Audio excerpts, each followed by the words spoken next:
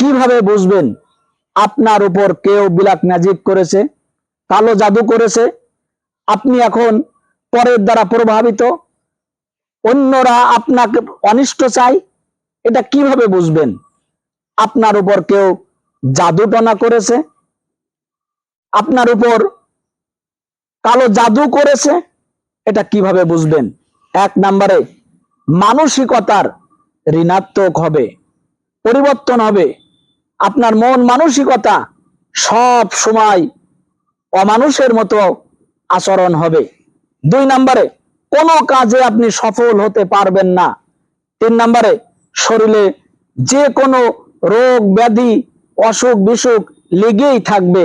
চার নম্বরে আপনার মন হবে উদাসীন বা বিচ্ছিন্ন। পাঁচ নম্বরে ধৈর্য কমে যাবে, মিজাজটা সবসময় খিটখিটে হয়ে যাবে। ছয় নম্বরে দীর্ঘদিন ধরে জ্বর, পাতলা পায়খানা এগুলো হতেই থাকবে। সাত নম্বরে খাবারে প্রচন্ড অনীহা আসবে। আট নম্বরে কাছের মানুষকে খুব বিরক্তি মনে হবে।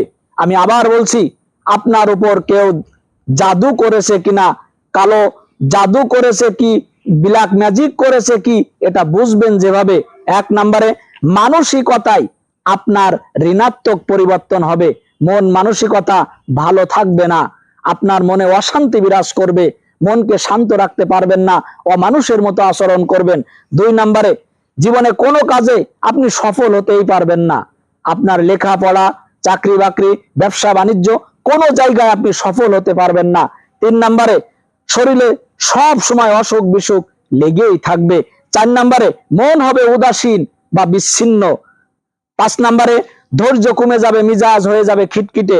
ছয় নম্বরে দীর্ঘদিন ধরে জ্বর, পাতলা পায়খানা এগুলো লেগেই থাকবে।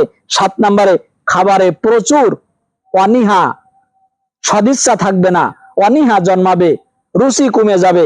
আট নম্বরে কাছের মানুষগুলোকে বিরক্তিকর মনে হবে।